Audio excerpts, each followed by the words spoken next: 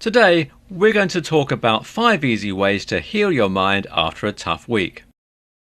Some weeks are harder than others, and your normal practices just aren't enough. So, here are some extra ways to heal your mind when normal practices just aren't enough. The first is to take a look at the theory of Maslow's hierarchy of needs. The basic premise is that everyone wants to be the best version of themselves that they can. But this self-actualization can't be realized until more basic needs are met. This concept is a pyramid, with basic needs being at the bottom as your foundation. These include food, water, breathing, and the homeostasis of the body. So, before you can feel your best, you first need to make sure you've had proper food, rest, and water. Even good temperature and blood sugar need to be focused on before continuing. So after a tough week, make sure you have enough sleep, a good meal, and plenty of fluids. You will be surprised how that alone can change your mindset. The second way to heal your mind is to write a gratitude list. By listing the things and people you are grateful for, you can further boost the positive thinking mindset that you've been working on. Try for a minimum of 5 things on stressful days, and take it seriously.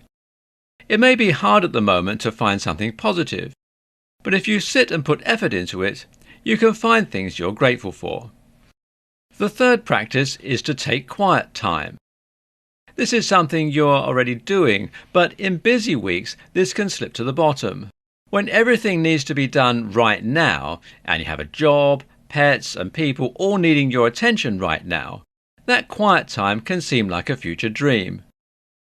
After a particularly tough week, make sure you take time to yourself. Go on a long walk by yourself and find a quiet, peaceful place to sit.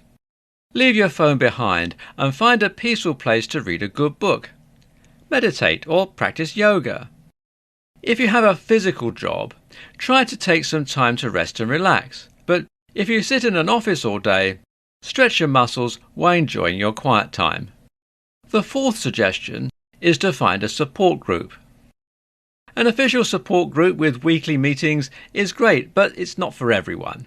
Just having a few close friends that you can share your bad days with, and they can help provide support, is so important. Even just a group that lets your mind take a break from daily struggles is great, such as a book club or a church group. Finally, the fifth easy way to heal your mind after a tough week is to do nothing. Often we feel that even on our off days, we need to be productive. If we aren't at work, we need to be cleaning, learning, or doing something for a side business. We never really get a break unless we plan for it. If you want to lay in bed and not move, do it. If you want to mindlessly scroll through social media or play some silly game on your phone, spend some time doing that. Allow your mind to shut off and just do nothing for a while. Often, when overwhelmed, you'll find yourself doing mindless tasks and later dwelling guilt for doing them. Instead, schedule a time to do these tasks, so that way you won't feel guilty later, and your brain can take a break. It needs it as much as your body does.